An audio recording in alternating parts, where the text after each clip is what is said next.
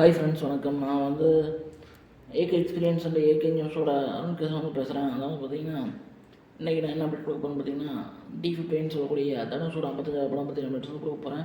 இந்த படம் பார்த்தீங்கன்னா ராஜ்குமார் பெரியசாமி இருக்க போகிறாரு.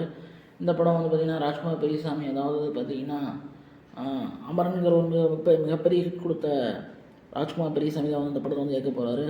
இந்த படத்தில் சாய் பல்லவி ஹீரோயின் நடிக்க போகிறதா ஒரு நியூஸ் பரவலாகவே இருக்குது. ஸோ தனுஷ் அண்ட் சாய் பல்லவி நடித்த ரவுடி பேபி பாட்டை பற்றி எல்லாத்துக்குமே தெரியும். ஸோ மாரி டூவில் அந்த பாட்டு வந்துச்சு.